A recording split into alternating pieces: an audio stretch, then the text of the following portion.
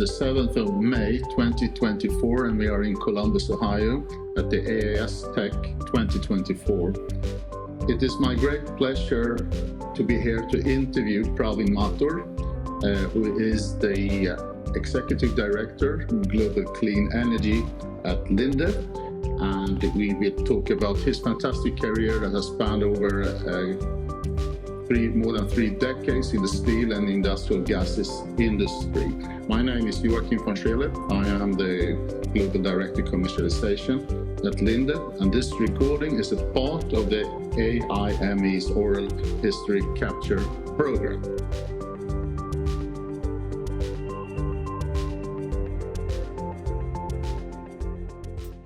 So, Pravin, great pleasure to be here and get this chance to talk to you. And I guess we start from the very, very beginning and that of your history, and that takes us all the way back to India and to Hyderabad, I guess. Yeah, that's right, Joachim. First of all, I'd like to take a moment here to acknowledge and thank AIME and AIST for indeed giving me the honor to record this oral history. It's indeed a great pleasure to participate in this. So thank you for that. Yes, and going back, Joachim, I grew up in Hyderabad. It was in the southern part of India. Mm. And today, Hyderabad has become the high-tech capital with a lot of the global IT companies that have made it their hub in. But back in the day when I was growing up, it was actually under the cultural influence of the Nizams, who ruled that part of the country before Indian independence. And just as a fun fact, the Nizam of Hyderabad was the world's richest man in 1939 when Time magazine named him over Rockefeller and so forth. So just to give you some context, it's a city that has transformed, and I grew up over there. Fantastic, and actually Hyderabad means the lion city. I know. Yes, yes. So you are a lion from the lion city, and I also know I've been there myself. There's a huge pharma industry, and that takes us back to your upbringing. Your father was a medical doctor. Yeah, so my dad was a medical doctor, mm-hmm. and he was a pediatrician. Mm-hmm. And certainly he was a major influence in my life, both my dad and my mom. Mm. My dad, started from very modest beginnings, let's say. And but I saw real life in action, how education and hard work. I mean, it may sound like a cliche, but really I saw it live with him. He worked real long hours and started at a very modest level. But over the years, there were plenty of professional successes which came to him. Mm-hmm. In the end, he also became the president of the Indian Academy of Pediatrics. So all these things were really fascinating to watch firsthand. And so certainly he was a major influence for us. And my mother actually was uneducated. She was a homemaker. She never went to school. But if you spoke to her, you would not recognize that, because she was very knowledgeable, and her ideas and views on things were on par with the most educated. So I was really fortunate to have them as my parents and give me that influence growing up. But was there an expectation that you also should become a medical doctor? It tends to be these traditions in families, but yeah. But you became an engineer, so what happened? Yes, I turned out to be the black sheep of the family. So indeed, you're absolutely right that the full expectation was that I would be a medical doctor as well. And later it turned out both my younger brothers became doctors, and a lot of people in my family are doctors. Mm. My wife is a doctor right now. But for me, the first step to being a doctor or to enter the biology area, we had to do dissections of frogs and earthworms. And that did not sit well with me. So, in India in those days, you could either be a doctor or an engineer. There were not that many options. So I took the other track. Yeah, so I quickly moved to engineering.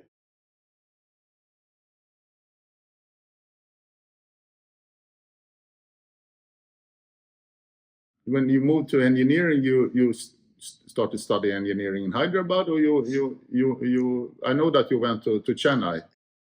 When you decide to do engineering in India, everybody aspires to join the IIT, the Indian Institute of Technology, right?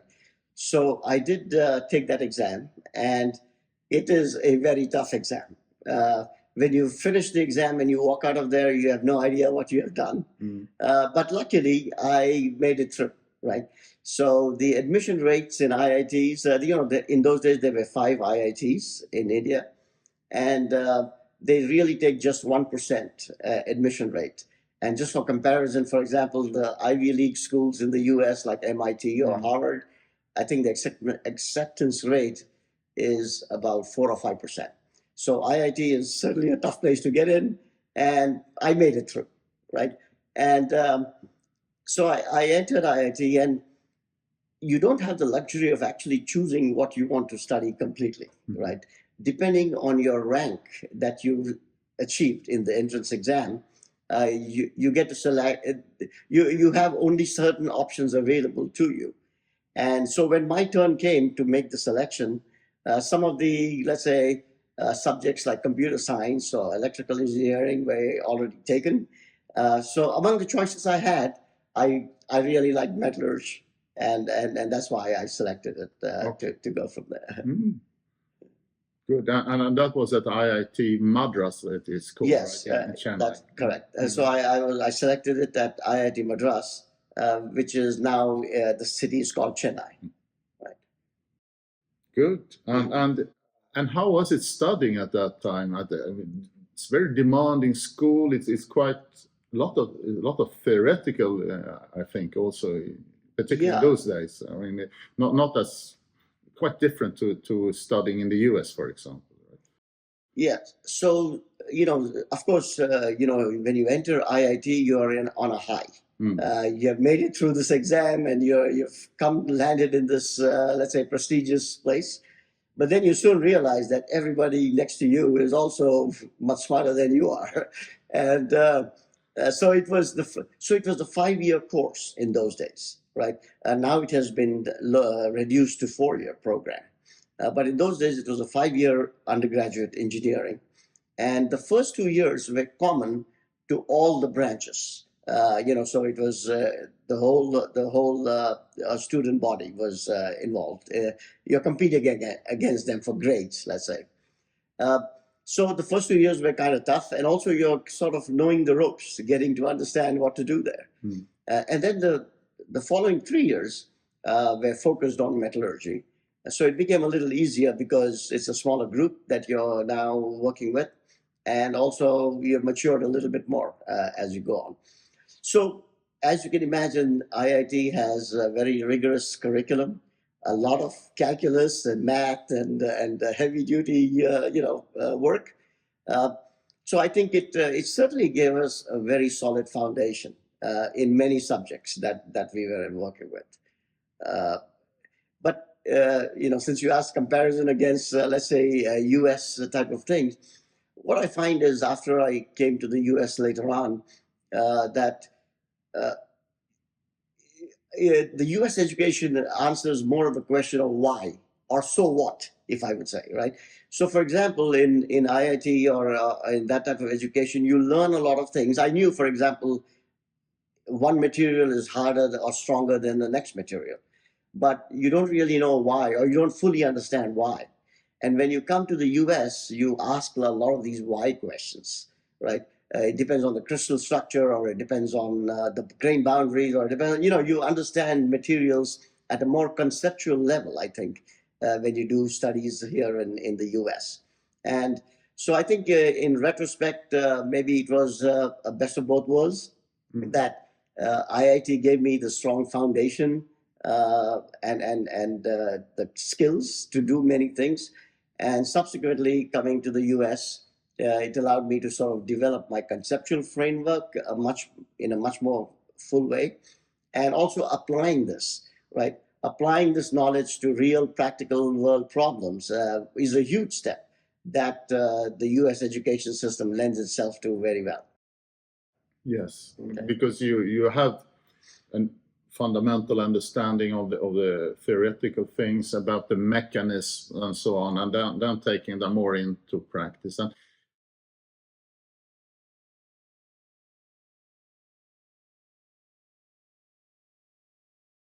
so you graduated from IIT and then come to the US. How come? Why going from India to the US? Was it an obvious choice, or what was the story around it? Yeah, so the opportunities, there's a big contrast in the opportunities that were available in India versus coming to the US. In those days, you had very few real job opportunities in the Indian metals segment. And if you look for higher studies, let's say master's or PhD, is also difficult to do. So as a result, it's termed as brain drain, but majority of IITians leave IIT and end up in the US. You see that now with a lot of CEOs of IT companies and so forth also coming from. So a lot of people come from India to US for higher studies. And I was in the same, group. So it was pretty obvious for you that you should continue. Yes. I think by the time you sort of start progressing through the years in IIT, you're already shaping your mind to focus on coming to the US. Mm-hmm. So I basically, followed along, let's say, in that way. And continue with metallurgy. Sorry? And continue studying metallurgy, right? Yes, yeah. So I came to Drexel University. Mm-hmm. One of the big challenges is, of course, so, as I was finishing IIT, I started applying to colleges where I could come to here in the US. And of course, I was also looking for places that would provide a financial assistance. Because it was very difficult to come without that. So you had to develop a strong strategy as to which are the best universities that you could apply to, where you also think that you can get some kind of financial assistance. So I did end up getting a few offers, and I chose Drexel University in Philadelphia because they had a strong solidification program led by Professor Diran Apelian, who was my advisor. And I was fortunate to have him as my advisor. And also I had a co-advisor, Dr. Alan Lawley. And so between the both of them, that was attractive, and I came over to continue metallurgy in the solidification kind of an area. Was it a smooth journey, so to speak? You're coming from India and then to Drexel and a different kind of world, also academically, as we spoke about. Must have been a few challenges there as well, of course. That's right. I mean, it's a different world, but we were young and full of, let's say, energy to do new stuff, right? Sure. So I didn't feel much of a barrier in terms of the actual coming from India to the US, let's say, right? That was quite this thing. I was surrounded by some great friends and roommates and so forth. So that transition, I think, was not too bad, right? I think perhaps the biggest challenge in those days was I did, get married. I got engaged to my wife, Manuja. And so she was in India and I was living here. And the biggest challenge was communication, because, of course, that was prior to internet, and we had to write letters to each other, and telephone calls were extremely expensive, especially on a grad student, salary and so forth. So we had to resort to things like recording ourselves on cassette tapes and mailing cassette tapes back and forth to India. So I think those sort of challenges were more than assimilating into both the academic and the social environment in the US was, let's say, quite smooth. And your parents were together with the cassette tapes, sending you some proper food also, so you can survive? Yes, that's right. Oh, very good.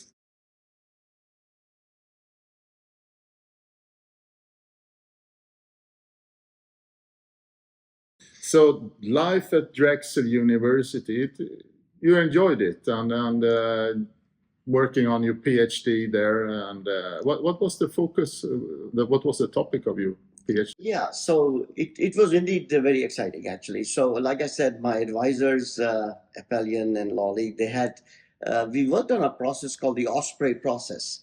It's a spray deposition process where you atomize liquid metal and make it into basically droplets. And normally for powder metallurgy, you let it solidify in flight. But in this Osprey process, it's a near net shape manufacturing process where you put like a substrate in the path of these droplets coming down. And it forms a tube or whatever shape that you want to form in situ. So it was a very exciting project because we were the first, very few researchers working on it. We actually had an Osprey unit in our lab.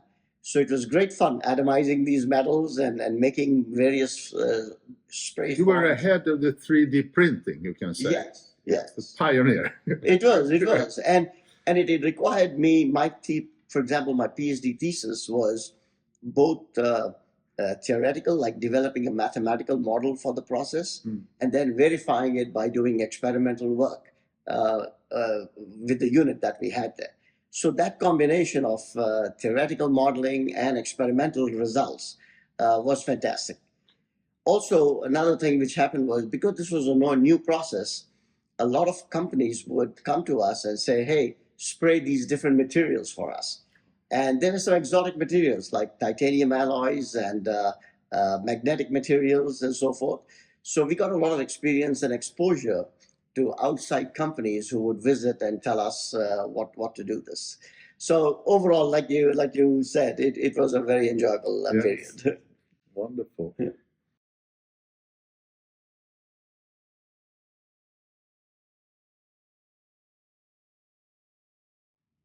And then you graduate, and I remember myself graduating. It's a bit of panic. What to do now? Sometimes, of course, you can go on a smooth journey because you already got to know somebody who's making you an offer. So how was it in your case then? So what happened was I finished my PhD, and I was also waiting for my green card in the US.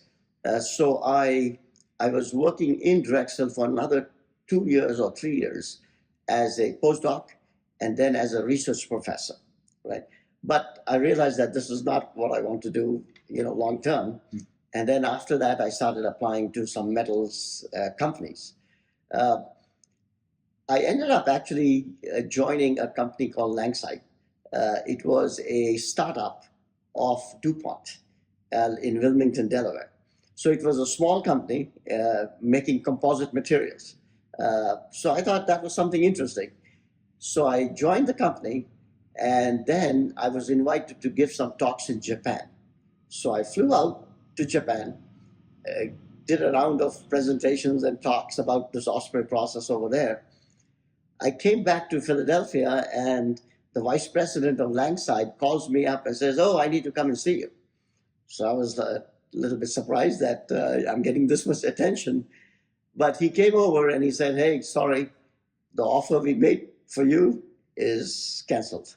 So I was actually laid off before I even stepped foot in the company because they had some financial troubles and they folded. I did get a severance for some pay. And then I started looking for jobs again. And I chose, at that time when I joined it, it was the Lindy division of Union Carbide, right?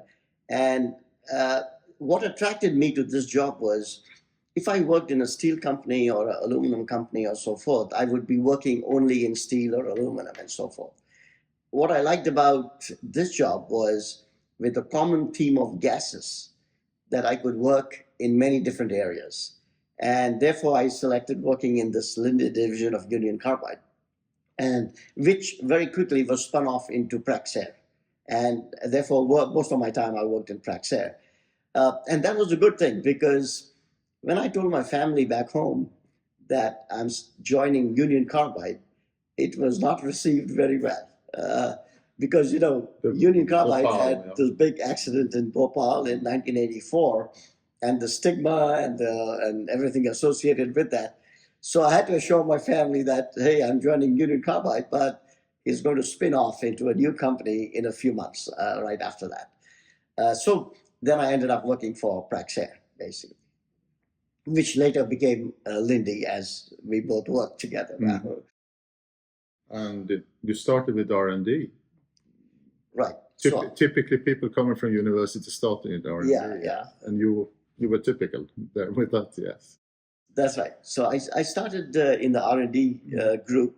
I was actually, while I was finishing in Drexel, they gave me some free courses. So I was also in the middle of doing my MBA because they offered, free classes.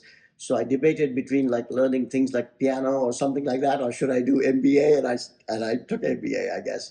So I was in the middle of that, and I started working in the R&D group in Praxair in the metals focus.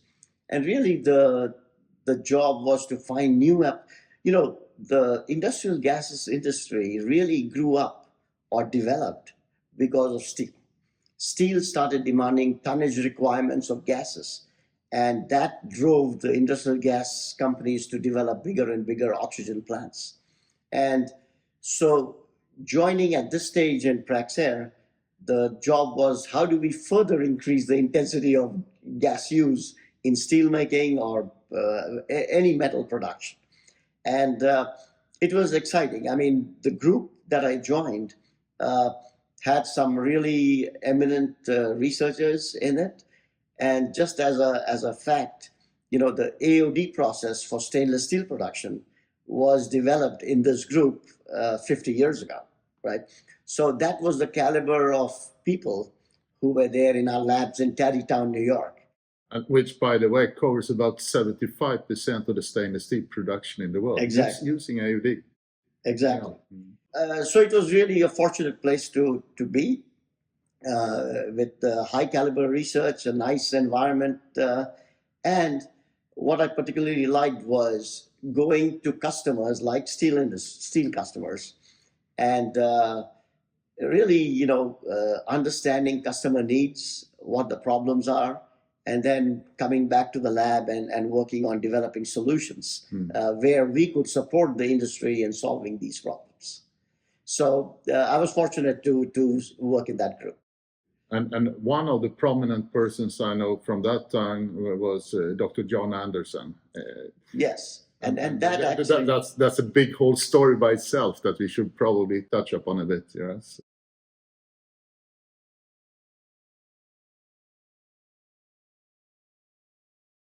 That really led me to work on the most significant program that I worked on the CoJet technology. And it started by working with John Anderson, who was a corporate fellow, right?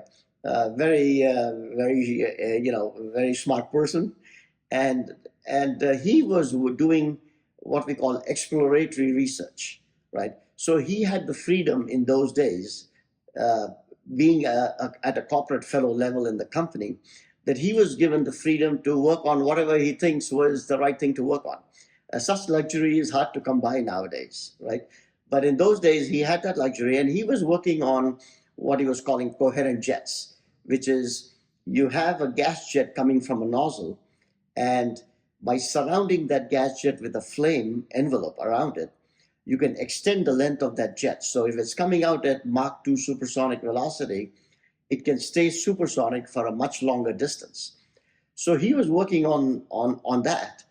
And I happened to be seeing the problems of injecting gases into molten metals when I was visiting all these steel customers.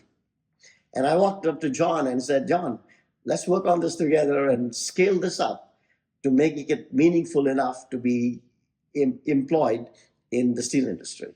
And so that started our association together. And it was fantastic because we worked like a SWAT team. We would come up with different nozzle designs for this coherent jets. And many times you'll be surprised. You think you've come up with a great design, and then you go out back and test it, and it's not, right? So then you're back to the drawing board, developing a new nozzle, and you go back again. So I was fortunate to work with John and a couple of great technicians. Maybe went through this iterative cycle of really optimizing and developing this CoJet system. So that was a great period. And of course, I think of the CoJet process in, let's say, 3 steps. The first was developing in the lab with John, which I just described. The second step was to actually go out and implement this in a steel customer. And the first installation was done at Max Steel in Fort Smith, Arkansas. And, one of the things with steel customers is there are not many industries which allow an outside company to come in and install something on their furnace, which is running at commercial operation 24/7. And they allow us to go in and do something. And so I installed my CoJet technology in the back steel. And we had some setbacks, but it worked, right? And so that was the second phase, which is taking it from a lab scale to actually proving that it works commercially in an industrial setting. And this is 1996? This was 1986. Yes. The first, 1986, 87 was the first installation that we did. And it worked great, thankfully, right? It was a step change in the industry as to how, just for background, right? I mean, if you don't have this CoJet injectors in an electric arc furnace, there used to be actually a guy holding a lance pipe and injecting oxygen into the bath. And now with CoJet, you don't need to do that anymore. You could inject it long and you can close the door. And close the door and inject it at multiple points around the furnace. So there were a lot of benefits which were thankfully very obvious. And that led to the third phase of CoJet technology, which is commercializing it around the world. And that was honestly, I think if I look back, the most fun time in my career, because we had a technology which people wanted. And then we went around installing this in various furnaces all over the world. So there was a lot of travel involved. There was a lot of meeting different kinds of steelmakers with different kinds of furnaces. And it was indeed an exciting time. And within Praxair, we had actually formed a group called Praxair Metals Technology, whose sole purpose was to commercialize this technology across the world. So the senior management believed in this so much, so you put up a separate group that should make their living from this, so to speak, right? That's right. That's right. So the management really saw that this was going quickly, and they created this separate Praxair Metals Technology (PMT) group, and we partnered with some other companies in the world, right, to commercialize this. There are hundreds of electric arc furnaces in the world. And I think today, maybe we have installed this technology about 170 furnaces across the world. But as it happens to every successful thing, there's a lot of competition that came along, right? That got inspired. That was inspired, right? So we had our patents, but it was successful. There were a lot of other companies who developed, similar technologies. So, and today it's become the industry standard of injecting oxygen in an electric arc furnace. So there was competition. There was a challenge of going around actually doing these startups at various companies. So that was, let's say, the third phase of my CoJet technology period. First phase being in the lab, then the second phase to test it out in the field, and then finally the commercialization of it. And Pravin, if I may add, there is probably a fourth phase also, because 2 years ago you got recognized for this also, being a recipient of the... Yeah, that's right, Jürgen. Thanks for that. So thankfully the AIST recognized this contribution. I mean, the award was given to me, but honestly, it should reflect the whole team. So this is the Sensimir Memorial Medal, I think it's called, right? Exactly. The Sensimir Memorial Medal given out by the AIST. So that was a great honor. No, and as you say, it's industry standard. So in the same fashion as the AOD became an industry standard, the CoJet became an industry standard, because of its great contributions to be more energy efficient and produce more in the same equipment, etc., etc. Yes, exactly. Fantastic.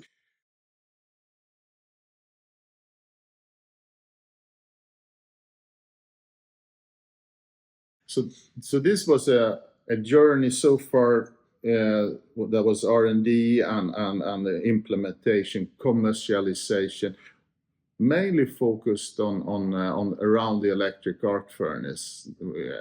But you started to do other things in other areas, particularly in steel also, I think, over the years. And in different roles also. As a next step after that. Next step, yes. Yeah, so I moved from R&D into this commercialization role to commercialize CoJet technology. But then as it was maturing, I sort of came back to the R&D role, but as a manager. So I started managing all our development technologies in the metals, in the combustion, and energy space, right? So we have groups of people located, we have labs in the US, in Europe, in Asia. So I was managing the metals, combustion, and energy development, a portfolio of projects. But basically it was around combustion, using combustion for different applications in different industries. Yeah. That's right. So using combustion, as you know, Linde being an industrial gas company, we supply oxy-fuel combustion, right? So it was focusing on oxy-fuel combustion, but as applied to it not necessarily only steel, but for any number of industrial operations, such as cement production or glass production and so forth. And so we had a portfolio of technology that we developed, and it is exciting because it's the challenge of taking something from an idea to full commercialization again, which is really exciting. And maybe I can highlight a couple of technologies which were developed as part of our group. One of them is called hot oxygen burner, which was coincidentally also developed by John Anderson, the same person I mentioned who I worked with for the CoJet technology. So he had developed this hot oxygen burner, which emits oxygen at a very high temperature, coming out of a very simple nozzle. And the concept, when you look at it, is simple. It sort of sat on the shelf for many years. But now we are commercializing that hot oxygen burner for a variety of applications.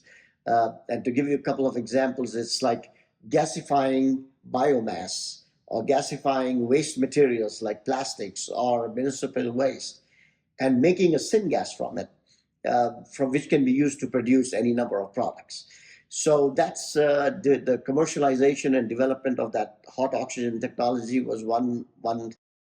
One example of the products, I think, is for aviation fuel, isn't it? Yeah. So one of the product of that is aviation fuel, right? So for the syngas you're talking about, because it's very hard to electrify an airplane, right? And so people are looking for substitute fuels, and a technology like the hot oxygen burner can take literally your trash from your household and convert it into syngas, which can then be converted into a sustainable aviation fuel, right? So these are the kind of projects that we were developing using the hot oxygen technology. So that was one significant, let's say, technology that came out. Another one which really is gaining commercial implementation now is called OptiMelt. So OptiMelt is a heat recovery process where you take waste heat coming out of, for example, when you're producing glass, right? Glass, the flue gas which comes out from the glass is at a very high temperature, and you can use that to modify the natural gas that you feed as a fuel. And so this OptiMelt heat recovery technology is now being employed at several glass producers. So these are couple of significant technologies that we developed in our group. In addition, there are several more that are coming out, but if I had to highlight, these would be the two that I would highlight right now. There are connections there. I mean, the electric arc furnace is very much about recycling, of course. Scrap is the main input material there. And you mentioned about the hot oxygen technology. Of course, that also relates to use of different inputs materials that are waste, for example. So we're talking about the circular economy in a way. And also the other component is energy efficiency, like the example with the OptiMelt, and of course that the same goes back to the electric arc furnace. So we see a development over decades related to providing sustainability for the industry, right? So. Right. Yeah, both these technologies hit the key points, which are now becoming sort of more and more important as we go ahead, which is a circular economy, right? You're reducing waste and improving energy efficiency. These are the most fundamental building blocks of, let's say, how you start your decarbonization journey, right? You can do certain big things, and we can talk about them because we are going into that, but energy efficiency, minimizing waste like heat or whatever, and so forth, and developing a circular economy is sort of some of the key principles that are facilitated by these technologies like hot oxygen burner and OptiMelt.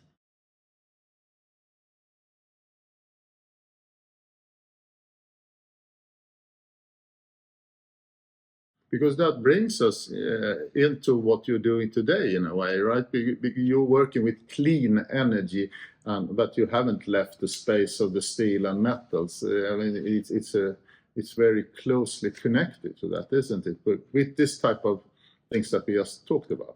Yeah, I think both personally and professionally, I think this is a great time for us because, you know, the world is recognizing that we need to fundamentally, it's a transformational opportunity to take industrial production processes like steel or cement or glass production or chemicals, and how do you decarbonize them and reduce the carbon footprint of these industries, right? And this is where clean energy comes in. So it's a combination of not only metallurgy but also chemical engineering principles, if you will, right? And combustion. So it really is a multidisciplinary activity. You take an industry like steel, right, and we try to decarbonize it, reduce the carbon footprint, take it to zero. It's possible, but it's not easy, and it requires a multidisciplinary effort. And what I see for us, both professionally and personally, is kind of a transformational opportunity. It's exciting. The steel industry was going along doing something, and now it's fundamentally turned over. Today, we are at this AIS Tech conference here, where we are recording this, and you walk in the trade show, you see a lot of new companies participating, which you never would have seen in the past, such as people talking about CO2 capture, people offering services to make hydrogen by electrolysis. All these kinds of companies never participated in these shows. You have companies like ExxonMobil talking about capturing CO2 and sequestering it in underground.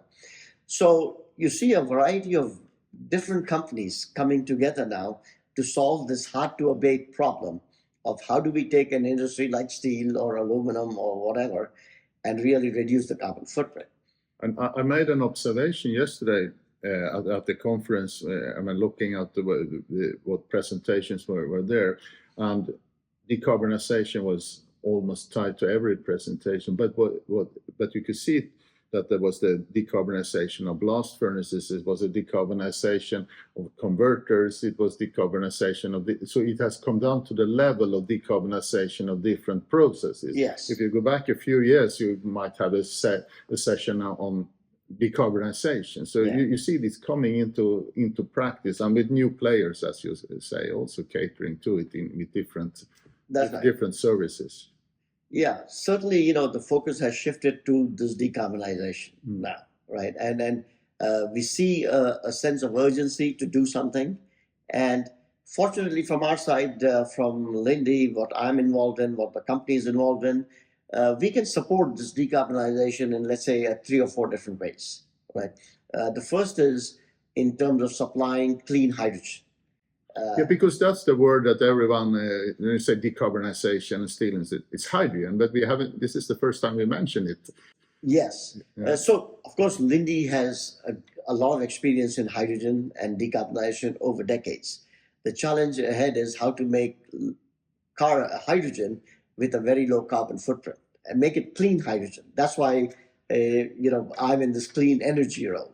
Is how do you make hydrogen clean that we can supply at large scale and cost to steel makers or other industrial consumers. And that's a journey that we have started working on, both using electrolysis or by doing what we call blue hydrogen with capturing this carbon CO2 emissions from the hydrogen production. So those are two key areas that we are working on, is this production of hydrogen for without a carbon footprint, and as well as CO2 capture. A lot of the industrial customers for many decades to come, honestly, will continue to operate their plants as they are doing today, because it's very hard to change these industries. It requires a lot of capital expenditure, CapEx funding. So you can expect that there'll be some leading companies who might start this change today, but to transform the whole industry will take decades. So CO2 capture is a way where you can capture the CO2 which is emitted from these plants and then store it or sequester it underground. And this is an area where Linde can support by doing the carbon capture from these flue gases that come out. So these are a couple of ways where how Linde can support and grow. And again, coming back to, from both at a professional level as well as a personal level for many of the people involved in this field, I think this is a burst of new challenges and new excitement that it brings. And it's also fantastic that when working in that field, when you wake up in the morning and you look in the mirror in the bathroom, you don't have to explain why you're doing it, so to speak. It's a meaningful thing that you're doing, right? So you're helping with sustainability and the environment in an industry that you know very well. So that's something that has been very fortunate to be into, I guess, right? Exactly, exactly. I mean, it's really, and like we said, it's bringing together different expertise and different. So there's a lot ahead of us, and it's going to be exciting in this sense. A lot of opportunities and a lot of challenges also. Anything in particular you would like to highlight? So in terms of what is exciting you? What I found exciting is, again, and it leads into this future as well, and what has happened in the past is taking something which is an idea, right? You always have many good ideas, but how do you take an idea and then grow it and then make it a commercial reality so that it brings benefit to the customer, it brings benefit to your own company and to society in general. That whole process of going from developing an idea to sort of coming up with the idea to begin with, and then developing it into a robust product, and then getting financial and societal benefits from it down the road. That whole journey to me is very exciting, right? I always, I'm fascinated by that whole process, and it could be in any field really, and it can bring different expertise, but that's what excites me in this. Many of the ideas start out there in the industry at the plant, isn't it? And then come into the development work. Try to see how to resolve. In my sort of experience, there's rarely that you always come up with an idea, but always it requires to be built upon, and that's why teamwork, working with a very a capable team, is super important in terms of that you develop this idea in the right way, in the right direction, so that it really brings meaningful benefits at the end.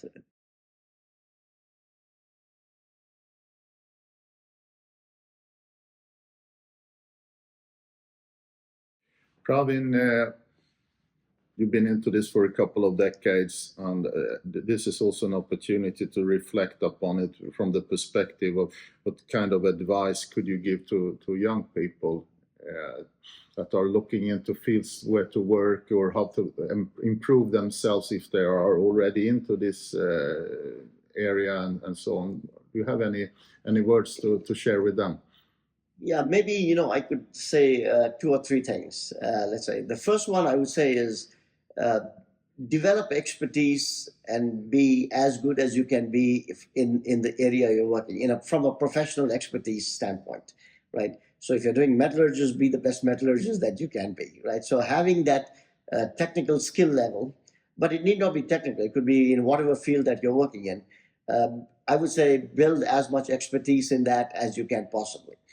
And honestly, now with information is at everyone's fingertips, right? So it's, I think, really not that difficult that people strive to get this. Be as informed and as capable in your area that you're working in. That would be my first advice, right? The second one is to really build credibility. Credibility, I found, has been very important, right? Which, if you meet a customer or your boss or your whoever are your stakeholders, having credibility so that when they talk to you, they really trust and believe what you're saying.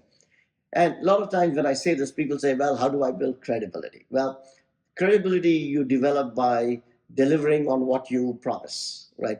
And it doesn't work 100% of the time, for sure. There are many times when it won't work.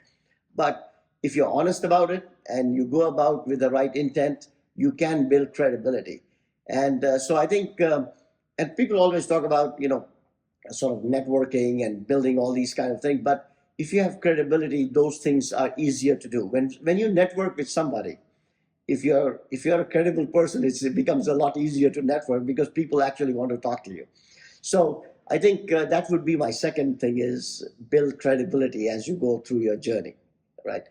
And the third one is, again, what we just said, is the team spirit, right? Be very open to including others in your thing. Sometimes people have this idea that, hey, I came up with a super idea, let me just keep it to my chest.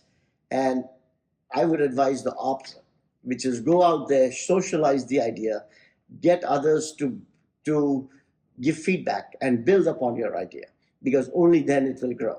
So sort of being very open to teamwork, being very open to others is, I think, super important. So those would be, I think, maybe the three things that I would recommend. Oh, excellent, excellent. I think these are very useful pieces of advice. So, Pravin, you have had a fantastic career, including so many different things, making so many great contributions. And I'm very happy to also come back to that. You also got recognition for it. And now being in this sustainable space, which is so important for the steel and metals industries, but also for other industries that you're touching upon. So it has been a really fantastic career, and it has been a great privilege to have the opportunity to talk to you about it here today. So thank you very, very much, Pravin, and for your willingness to share your story with the AIME. Thank you so much. Okay, no, thank you very much, Joachim. I appreciate you taking the time to do this. My pleasure.